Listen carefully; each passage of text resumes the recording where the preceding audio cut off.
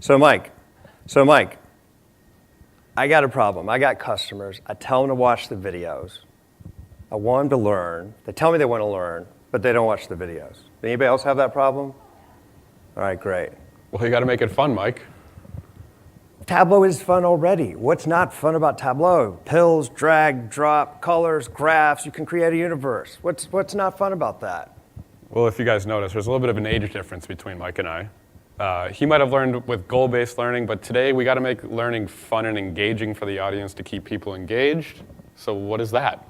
You mean like game mechanics that impact our human desires? Is that what you're talking about? Yes, that's it. Is that what you're here to talk about? Sort of. What else? Well, Tableau. Well, wasn't skill belt in the title? I guess we can talk about that too. All right. Well, let's start then.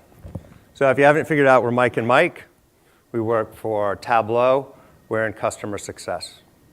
We're going to talk about, where we started our journey, building a framework, and then we're going to show you what you built, which you can actually download from Tableau online, but you have to give me your email address because it's my private account. You can download the whole framework, load it up on your server, and off to town. Use it as a framework that you can build out at your company to meet the needs that you think. Customize it, plug and play. So if you're here to talk about how you can engage your Tableau users, you are in the right place. That's it, just engagement, learning, management, passion, business. All that fun stuff. Works for companies of all sizes, large or small. So we designed it to fit within your LMS, or if you don't have an LMS, we designed it so you could use it with Google Forms. So if any of these words resonate with you, you're probably in the right room. So we're going to talk about where we started, why we started. We started because we had a lot of customers that actually asked us, can you help us do skill belts? We do skill belts internally at Tableau. I come from FinServ in the industry. I know what, in my prior roles as a CFO, what I expect out of analysts. I want analysts that can tell stories, not just drag and drop and create beautiful graphs. So we said, okay, we'll do this for you.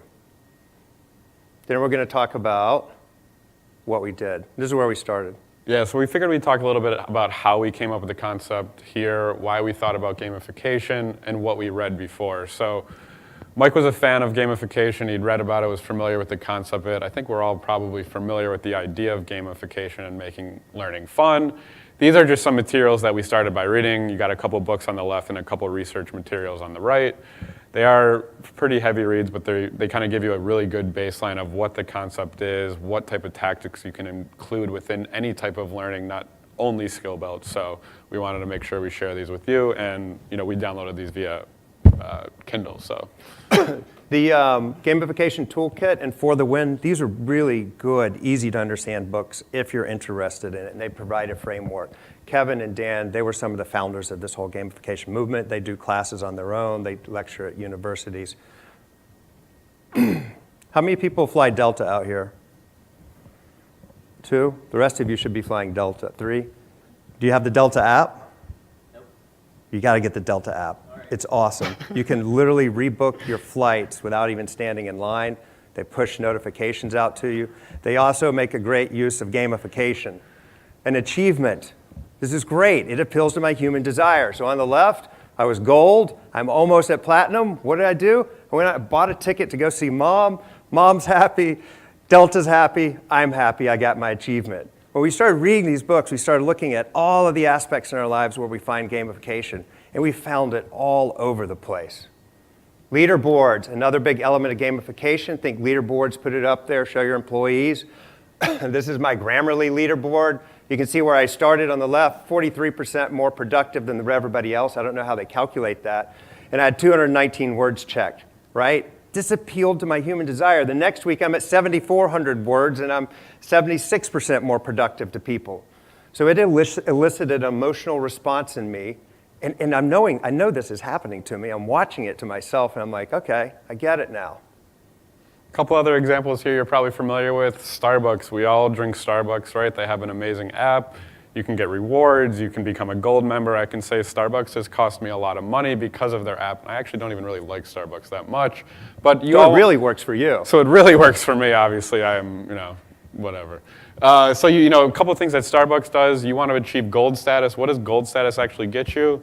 Not a whole lot. But within the app, there's other things you can do, like attend various stores, order pumpkin spice lattes on any given day. But what do you ultimately get from these rewards? Nothing. You just get a little badge on your app. But me, I go in there. I want to achieve those goals for whatever reason. That's just how I work.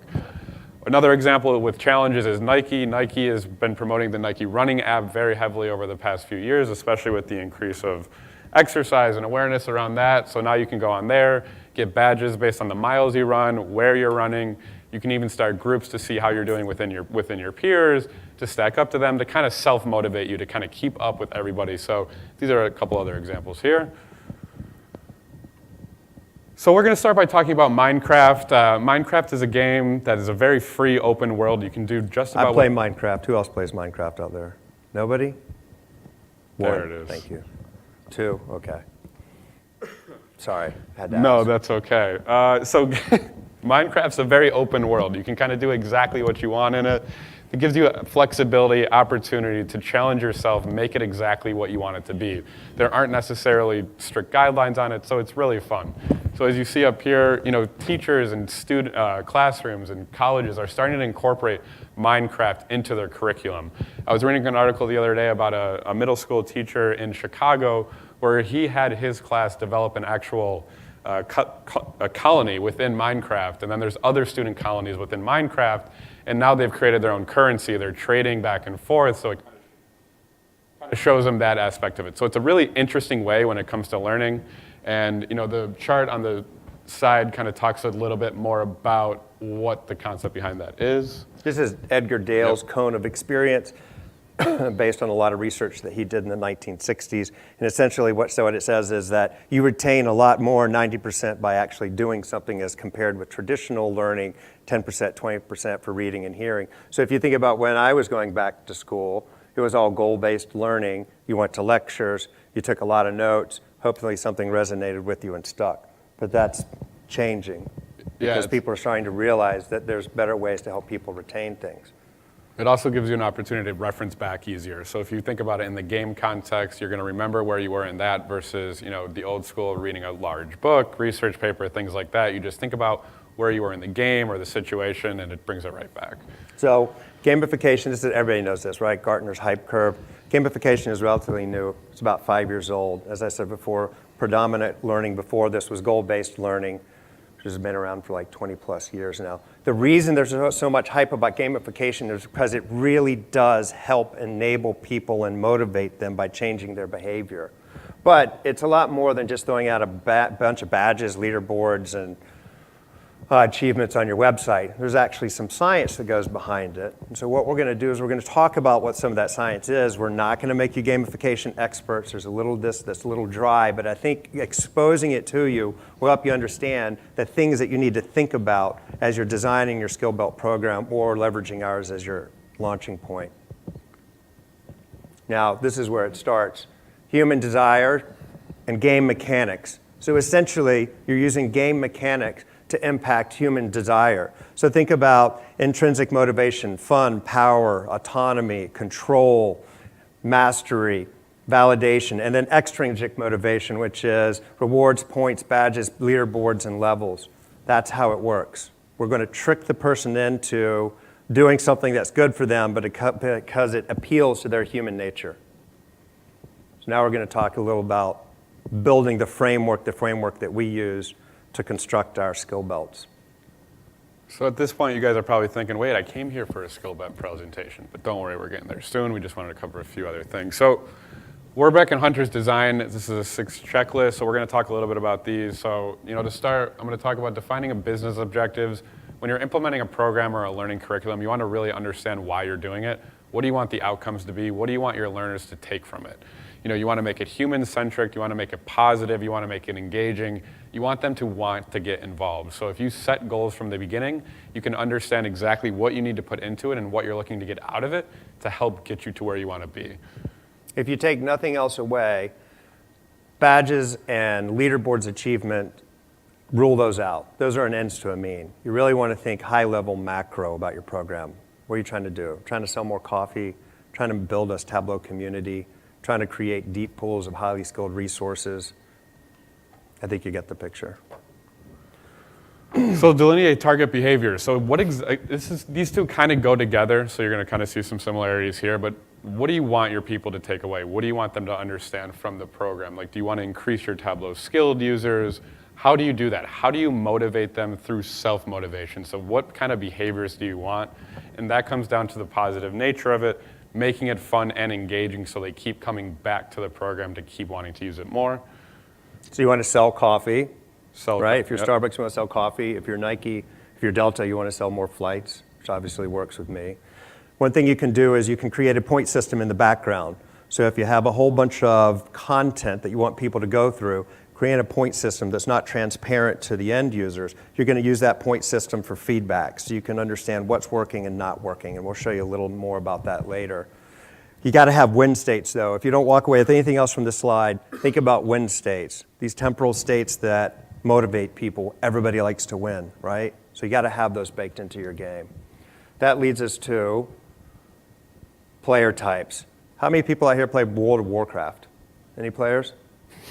Just back in the day? All right, so in World of Warcraft, they have guilds, right? Guilds are going to appeal to the social people. You could also be a lone wolf. That's going to appeal to the killer up there. People like to do it on their own, impose their will. You got to think about the type of people that you're trying to motivate. Now, customers are different than employees, right? So employees, you're going to have a variety of these out there, and whatever you're designing needs to appeal to all of your customer base, right? So think about how these people are going to react to what you're designing. Think about a life cycle. They have to come on, you have to introduce them to it, then they're going to get habit-forming activities, they're going to get good at it, and then they're going to have mastery. So you got to have things that appeal to them. So think about in terms of achievers love leveling up, explorers love new content, socializers like to engage friends, and then you have killers that like to impose their will on people. Now we have, these are the activity loops, and these are temporal win states. So you start off with a challenge, there's a lot of activity, you're going through the content, then you have a big boss fight, then you have a period of rest, right? And now it gets harder, sequentially harder. And so you want to keep repeating these activity loops. Now what you have to be careful here is at the end, I forgot what that wizard's name is, but at the end you win, right? You walk away. We don't want people to walk away. We want people to keep coming back, and so that's where we plug in merit badges and achievements to continue to bring people back into the game. Did I miss anything there? Oh, you're good. We'll cover it on this one. To continue off of what he was just saying in regards to bringing people back. So when we designed this program, we wanted to design it to kind of keep the user in mind, right? We don't want the users to get bored, so we need to make it challenging enough, but we don't want them to get frustrated because it's too hard. I mean, I think about myself, if I'm trying to learn a new tool, let's use Tableau for an example, and you can't figure out the answer to a question or a problem you're having, you're likely going to move on to something else and forget about what you're doing. So as we were designing this program, we really kept that in mind. We wanted everything to be hard, but easy, but medium at the same time, as well as a time perspective. We didn't want things to take too long. We didn't want things to be too short. So really taking that into account in the materials that you'll see in a little bit within the program is really important to keep the users wanting to come back and learn more. And through that, they're going to start building habits. And then they're going to naturally come back and want to do it and want to continue to evolve within the program. Like Tableau, you get in the flow of creating your viz. You want your players to get in the flow of the program. So if you don't walk away with anything else, don't make it too hard, don't make it too easy. And then finally, you can't forget the fun. As you're trying to teach people, you're trying to have people learn, they're going to want to have fun throughout the program. And when we say fun, and we're going to talk about this more, it doesn't have to be this crazy concept. It could be as small as giving them a sticker or a button or something to make them smile, right? We're getting at the human desires there. I'm going to use, if you think about to the couple examples like Grammarly and Nike and Starbucks that we used in the beginning, you're just getting a little badge on your app. You're not getting money, you're not getting monetary, you're not getting anything really, but you're getting something to continue to show that you're moving forward and you're achieving. So if we can design this with the user in mind and make it fun and engaging, that's, again, how they're going to keep coming back and keep going through the program and hopefully tell everybody else about it. So as you think about fun, think about easy fun as casual, hard fun as challenges or puzzles, Altered states, not like the movie out of the 70s, is experimental, and then people fun is the social factor. Just like the different player types, people are motivated by different types of fun. You want to include all of these types of fun within your program. Points, badges, and leaderboards. These are incredible motivators. It's a little more complicated than just this, but I'll tell you, my daughter would do anything for a Peppa Pig merit badge. I kid you not. And if you put up a leaderboard, I bet your employees are going to take notice of that as well. And what it comes down to, though, is nouns and verbs. So at the top, you have your big picture concepts. Then you have your nouns. These are your challenges, your competitions, your cooperation. And then you have the bottom, which is the verbs. And those are the mechanics that you employ. Nouns at the bottom, verbs in the middle, which are the achievements, the avatars, and the badges. So as you think about how you design your fun, think about the mechanics that you're going to actually push this out with. And to go back to the badges piece, I want to tie it to an example that we use internally at Tableau. So when you come to Tableau, you got to get certified in Tableau. So we have gold, silver, and bronze. And yes, you have to do it for your job, but they give you these little stickers that you put on your laptop, and it's just a bar chart of a certain color. And if I see people with them, I'm like, wow, that's cool. I've actually done them, and I'm a little upset I don't have the stickers, so I'm trying to figure that out. So, it's just small things like that to kind of show the recognition. If it can be something that other people can see, that helps as well, because they want to be known that they're using Tableau, they're certified, et cetera. Kind of salty about not having I am those a little stickers, salty, actually, as I talk about it more. We'll have to do something about that. All right, so now we get to the fun part. I'm going to demo for you what you built, which again, you can download and run with it. You just have to give me your email address. We won't send you spam, I promise. Well, at least not that much. So I'm going to run through this sequentially. I have to look at my laptop while we do this. Do we have any questions before I roll in? All right, great. So where we start is, how's it all work? And this is essentially your introduction, your onboarding that we talked about earlier. You want to make it really clear what's expected of people and what the process is. The more transparent you are about it, the easier it is for people and the less stressful it is. And stress is not fun, so we want to create less stress so that people can have fun and enjoy it. Skill belts are about designing, sequentially building skills across different product functionality. We use names like Jedi Initiate, Padawan, Jedi Knight, because we had a customer that said, I want to make it fun, I want to go Jedi themed. And Morgan Stanley over there, they were like, no, can we just go back to beginner 1, 2, and 3? Yes, you can name it whatever you want in essence. Now, what we did with the skill belts is we relied on our own experience. So I said earlier, when I was a CFO and hiring people, I knew exactly what I wanted. I didn't want just product functionality. I wanted people to be well-rounded across a lot of different skills. So that's performant dashboards, best practices. I want somebody bringing down my server. I wanted people that can iterate, that can tell a story. I want them to get in a room, and I want them to practice that. It's not just about being able to create great graphs. If you can't communicate those great graphs, and if you can't iterate with me real time, then we're not going to move anywhere. We're really not leveraging the power of Tableau. Then we have merit badges. Why do we need merit badges? Merit badges are topical deep dives. So you build your resident skills at the skill belt level, and then you create these other role-based opportunities. So now we have role-based learning. So think Tableau Finance Merit Badge, or Tableau Prep, or maybe your organization, you want an Alteryx Merit Badge, or maybe you want a data, whatever at your organization. So people understand how their onboarding, what that process is. You can even have a server merit badge, and you tell people if you don't have your server merit badge, you don't get to publish. So for example, Mike, you're a financial analyst. I'm going to tell you, you got to at least be intermediate. You got to get your Tableau Finance Merit Badge, and you got to take your Governance Merit Badge. Make sense? Yep. And another thing on merit badges, too, to think about is, this can come back to the fun part. Yeah, they can be role-based merit badges, but maybe you want to build some merit badges that are going to be fun for the users. Maybe they're really interested in learning Python. So let's build a Python merit badge. So you can really design it to exactly what you want. And as we're going through this, keep this in mind. This is just a framework. This is something that you can fully customize to what you do. But that's what we thought about with the merit badges. I know somebody was like, can you do a Makeover Monday type merit badge? Can you do a Sports Viz Sunday type merit badge? Things like that. It's a good way to bring the users back and keep them engaged and having fun. Another important aspect is this community. We use Slack internally. You could use whatever. Maybe you have Symphony, maybe you have Bloomberg, maybe you have, I don't know, whatever, all the applications out there. We suggest setting up a Slack channel for people so they can create community, they can come to a place where they can talk about this, and they keep coming back. It also gives you an opportunity for people to fulfill a volunteerism requirement, which I'll come back to in a minute. One quick thing, if anybody is not familiar with the concept of a community, it's basically your internal center of excellence, Tableau user group, where you're given a forum to bring users together, to build that camaraderie so one can go there, get a quick answer, and this is going to be part of it. And you're going to hear a little bit more about community as we go more in depth into the program. So you'll see this icon on every page, tracking your results. Essentially, we use Google Forms. I'll show you some of the forms that we created. The idea is that people self-report what they're doing because we want to create a program that can scale at any organization. So if you have an LMS organization and you can plug and play with your LMS organization, great. If you don't want to work with your LMS organization because they're too slow, that's fine. You can create an internal form. You can create a Google Sheet, whatever works within your institution.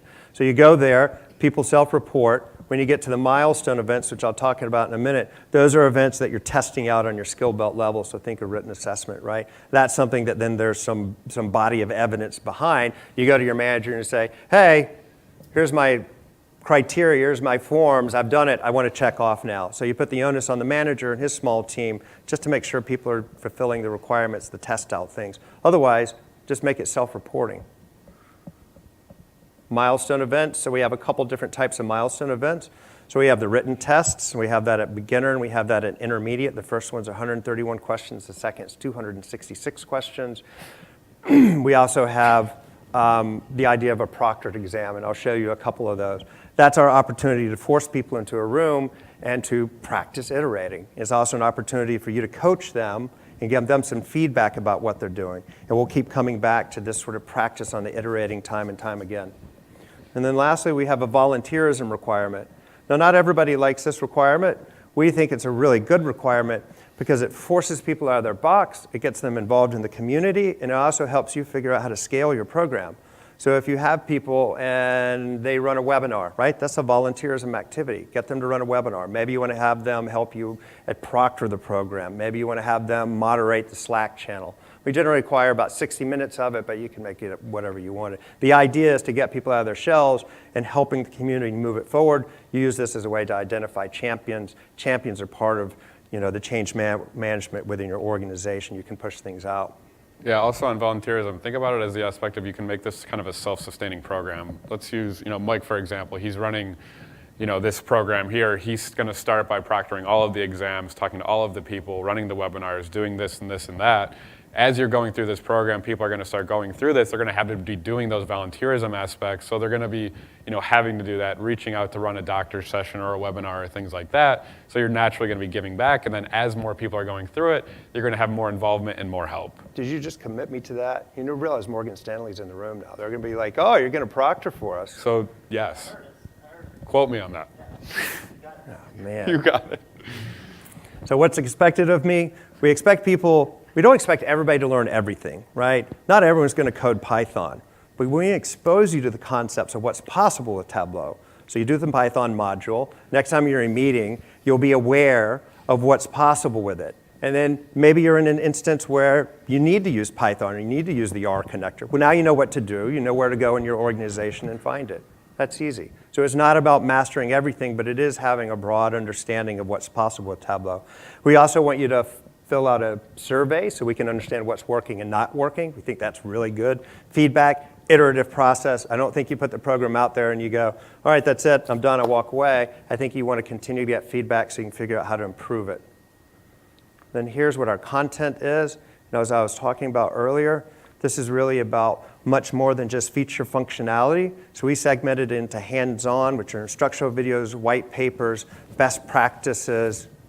What do I have there? Resources, challenges. Challenges are workbooks that you actually download, and they'll say, can you do this? And then we'll have, in the end, we'll have the solution to that, and you can see how it's done. So you can reconstruct it or deconstruct it, take it apart. And then lastly, we want people to have fun. So one other thing on the content that you'll notice that Mike and I figured out as we were starting, with all these different types, we wanted to make sure that the users are always doing something different. Excuse me. You don't want somebody to go out there and be like, hey, go watch 100 hours of videos. They're gonna quit after a couple hours. So as you look through the content, you're gonna see maybe a video, then a white paper, then a challenge workbook to keep it fresh and new. So they're always doing something different, so they're not getting bored and hopefully having fun with it. So that was really important as we were designing this to make sure we laid it out in the correct order. So here's an example of one of the forms that we have for Jedi Padawan that we have on Google Forms. And you can see down here I have an answer key. I put 5 points for this one. You can see down here for this one, it should be 15 points. So any challenge exercise was 15. Any hands-on instructional videos were 15. Those are the things that we really want people to watch. Best practice is 10. You don't think about it as like, oh, 15 is better than 10. Just think about it as this is how we're going to determine what people are watching, what they're not watching, how we need to make changes. And you can come back to this and you can fill it out. And then at the bottom, here we go, you can see show off your skills, volunteerism, makeover Monday, and then the assessment. And then this is, we'll get to this later, but we also have a proctor form online. I also give you, and I'll show you a proctor form within the workbook. And this is, you give the proctor for who you're going to test out with this link, and then they go and fill it out. And then we explain how they're going to fill it out, what the sections are, have you followed it, and there are points behind the scenes on here so that we can tell if you got a score of 80 or better, and that's what we require at Tableau, but you could make it whatever you want. So let's go through the skill belts here. You can see what the content looks like. And you'll notice as he's going through this, all of the content is based on free resources. So it's from our website. We leveraged a lot of our Zen Masters blog posts out there. You'll probably be familiar with a lot of the content out there. So, it's a little bit of a mix. A lot of Tableau stuff, a lot of non-Tableau stuff. Good point, though. You can plug and play. If you have Tableau e-learning or you have classroom training, just rip out the videos and stick that in there. Or they can go side by side and you go, oh, you took desktop 1 and 2. Oh, you can check these things off because that satisfies that requirement. So don't feel like you should be constrained by what we put here. You can put whatever you want. It's just a framework, plug and play within it. So you see, this is Youngling. This is where you're starting out. There's no test out at this level. Think Tableau viewer, think executive. So we have the viz here, how to publish to a server, and then we start to put some other content in here, and we put this content in here because think about an executive. He's never going to go in, or not likely, and start designing his own vizzes, right? But you want to expose them to it. If said executive wasn't part of the decision of your organization to move to Tableau, he may not be aware of what that landscape looks like, what a best practice is. So you want to give them something to look at. So that's why we have defined analytics, white papers, the modern approach to BI, Gartner stuff. It looks like marketing stuff, but again, it's trying to help that executive understand. And as I said, there's relatively little content here. We're trying to get people hooked and starting off on the program. Think about this as helping the cultural shift as well. We're probably all going from Excel or legacy BI tools. So if you're unfamiliar with Tableau or the concept of analytics and somebody sends you a dashboard, you're gonna be like, what is this? What is a filter? What is an action? What is happening here? What am I looking at? So that first thing that Mike was talking about kind of really hits on that. How do you interact with a viz? How do you get the insights you want from it? And things like that. So Jedi Initiate, think this is where you're starting to look at the web editing. Same sort of concept. We have some content down here just to expose to people to different ideas. Not everybody's like this idea of Wikipedia as a treasure trove. We have some people who are like, no, you got to take that down. We don't want people going out and getting data from the web. Again, that's okay. It's for you, so you can rip out and plug in what you want. Then we have Jedi Padawan, or also known as Beginner 3. This is where we start throwing a lot of content at the end user. This is where they start learning in earnest about Tableau. So think Tableau Creator. As we roll down, you'll see we have a lot of videos in here connecting to data, and we sequentially build the skills, and then we break it up with best practices, stories. Here's a challenge workbook. You click on this, and it'll take you to where the workbook is. This actually goes along with a webinar that we do. So if you have a CSM, you can get them to do webinars that align with the content. Here's the workbook pages. You can go through them and deconstruct them. This is the only part that when you download it, you have to download the workbook separately. You put them on your server. You have to update the links because I can't. My links are my links. Go through classic charts, storytelling, the do's and don'ts. We make some book recommendations out here. Good charts. This is one of my favorites. It gives people a really good understanding for the types of exercises and how they're different. So if you're doing a declarative exercise, revenue year over year, it explains to you that should be, you can do that by on your own. You should be able to do that within a short period of time. It should look really refined. If it's an exploratory exercise, well, that's an iterative process. You might need other people in the room, data scientists and other people to get involved in that process, and it gives you a framework for how to approach those problems. And it's really helpful as people are migrating to a Tableau-based world. Yeah, and you'll also notice starting at this stage, you'll start to see a lot more not only from the Tableau technical side, but from the business insight side. How do you design dashboards to get the answers you want? If it's a marketing answer, whatever the type of answer it is, including design best practices, performance best practices. So we're incorporating all of that stuff. And some of the initial, beta people we had trying out this program, that was one of the biggest feedbacks we received. More performance, more dashboard best practices, because we don't want that stuff bogging down servers, so we tried to add a lot of that. So again, with the idea that any organization could use this, we put the questions out on Illidemi, which is a free site. Someone can log in for free, use their email address. It's multiple choice questions, 131. I get an email back where they completed it. If they get 80% or higher, then I can email them a certificate, and then they can use that to go to their manager. If you had an LMS organization, you could easily use that instead. We can give you all the questions for this if you'd like them as well. Then we have the show off your skills. So this is the first proctored exam. So essentially, we give you the page on Tableau. Suppose you're an employee for a large retail chain, and we walk you through what those steps and analysis should look like. So as you're thinking about the role, your boss is going to come in, you're going to pretend that they're looking for some answers, and then this is going to walk you what that script should look like and how you should do it. So we start off easy there by providing you a guided way on how you're going to do this. Then we have, again, the volunteerism, and we do Makeover Monday. I think that's a great way to push people to the Tableau community. You want them to get them involved. A lot of my clients, though, don't allow their employees to engage the greater web world from work. I think we all understand why. An alternative to that is creating your own internal Makeover Mondays.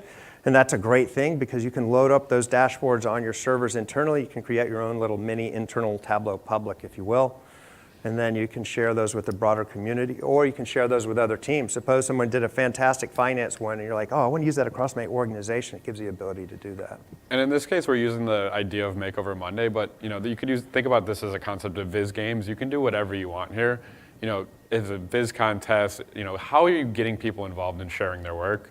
And one thing I want to mention and stress, especially with the challenge workbooks and the tests and all of that, is to stress the people who are doing this. It isn't really a pass-fail situation. Obviously, if you don't get an 80%, you got to do it again, but it's not like you're going to get fired or demoted or something like that. We really want to get the users excited to do this, willing to share, willing to try new things, so that's how we tried to design that. So now as you get to the Jedi Knight level, you can see we're starting to step up the criteria. Calculations part 1, part 2, mapping, visual analytics, again, more stories, Tableau server, more visual best practices, mapping challenges, table calculations, and this is a workbook as well, eye tracking, some more suggested readings, order of operations, which is kind of critical for people to understand, LOD expressions, solving the Internet of Things, more challenge exercises, more examples.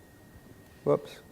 So as you guys can see, as you progress through the program, it's not going to be a short process. There's a lot that goes into it. There's a lot of materials. We don't really expect people to do this in a week or a month even.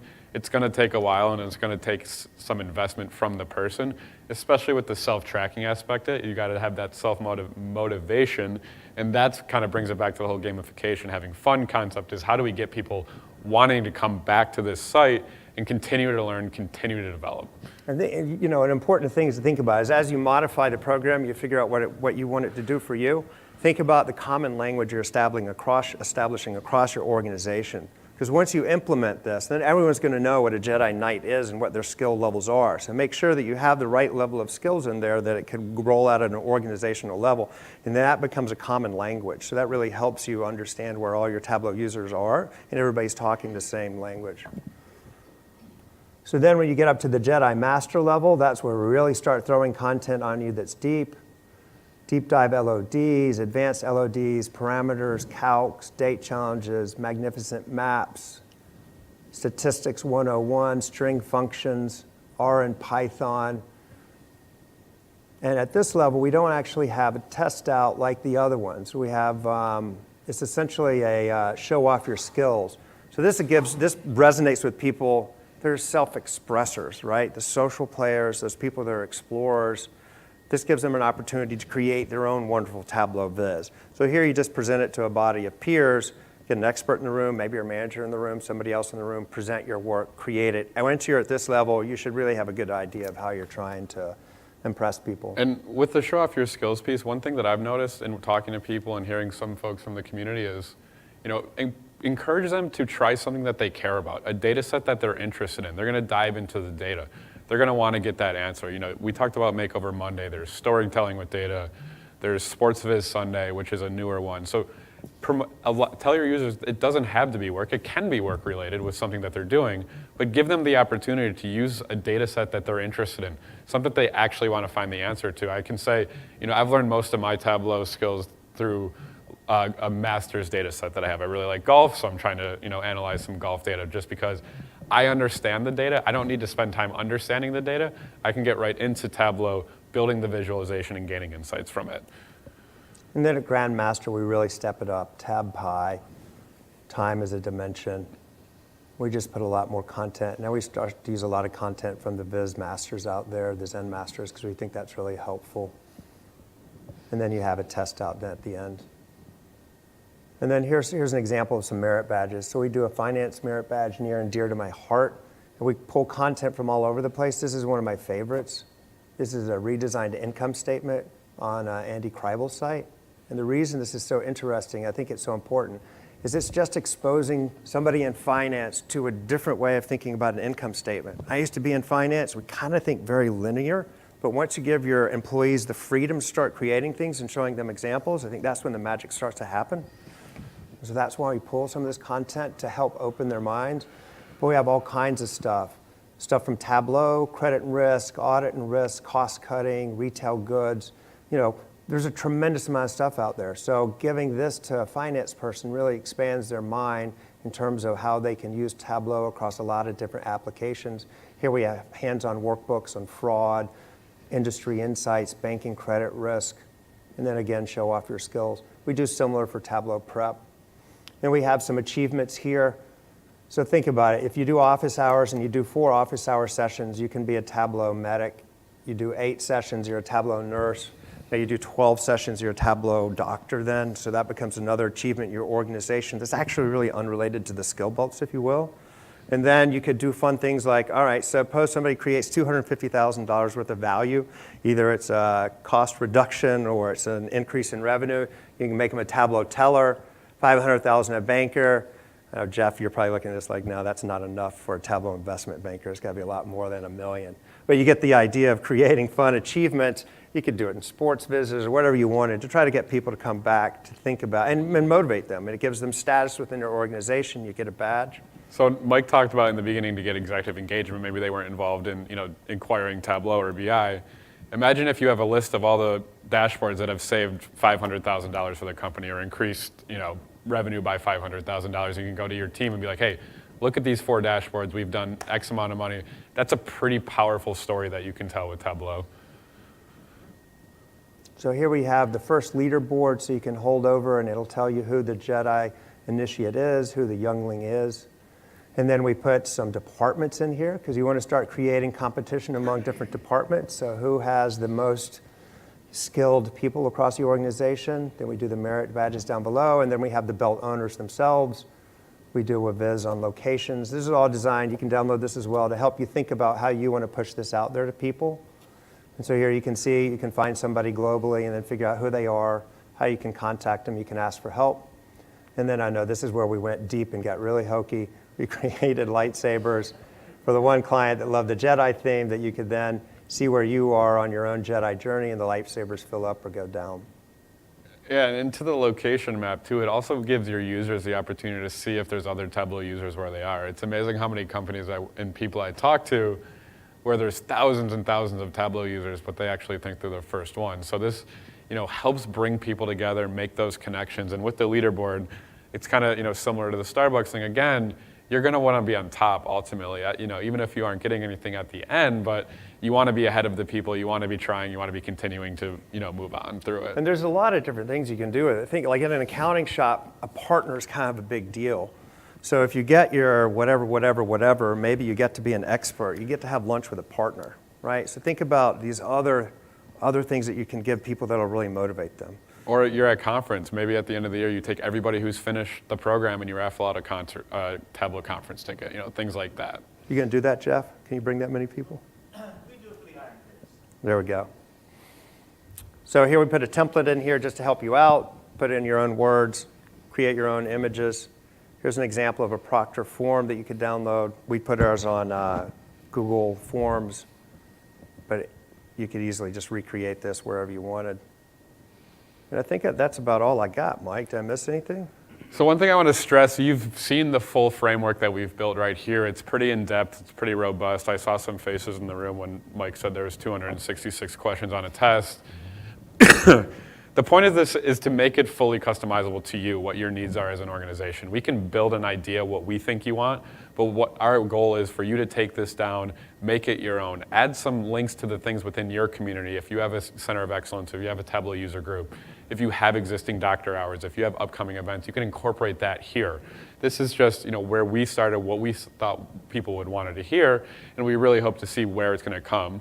And like Mike said in the beginning as well, if this is something you're interested in trying out right now just for yourself, or if you think people on your team would be interested in trying it, we do have a live platform out there right now that we can get you added to.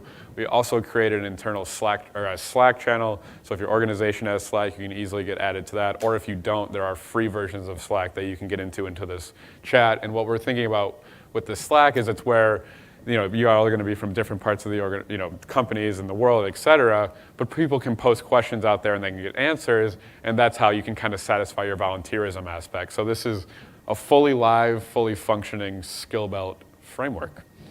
So if you liked the session, rate us. Well, if you didn't, don't rate us at all. Kidding. And then here's our email addresses again. If you want it, we're glad to add any of you. Does anybody have any questions, thoughts, feedback? So if we want to get to download, we should email you? Email me. I'll have your email address. I'll add you to my Tableau online server. Okay. You'll see the stuff and you can download the workbook. And if you have questions, reach out to me. I have 3 customers doing this right now. They're all large investment institutions. Clearly, Morgan Stanley, they talked about it in their presentation, so they're one of them. I have a few that I work with that we're going to be rolling this out to in the next quarter as well. So we're going to a couple hundred people at each. So it's starting to get a little bit of traction, support internally. And that's, Mike and I started this journey back in February of this year. I think we met a month before that, and then we were like, all right, let's spend the next 10 months building a skill belt program together, and here we are. Go ahead. Whenever I go to the Tableau site and either download a white paper or I click on a video, do y'all track that? They do track that. Yes. If you're logged in, they track that. Can we get that data from you? That's a great question. I have to find out. That is actually a very good question. We should be able to get it, yeah. But yeah, I have to be careful though, right? If I get too many people asking for it, it's going to become my job to push that out. So You if might even be able to make some kind of dashboard where when I log Yeah. in. Oh, perfect. There we go. Okay, awesome. So yes, we can do that. Because if you see everyone downloading science and data visualization, then you're like, oh, maybe we should. Maybe we should do that. That's great. I love that. Yeah. Also, that's a way for us to confirm that they actually did the things. Yes, exactly right. I think you had a question? Leaderboard data.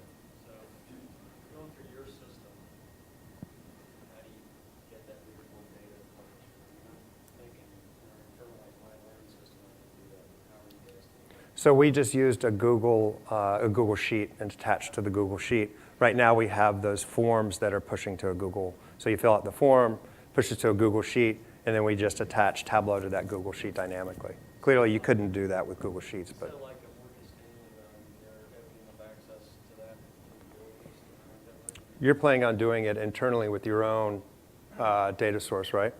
Yeah, if it's internal for our organization, we would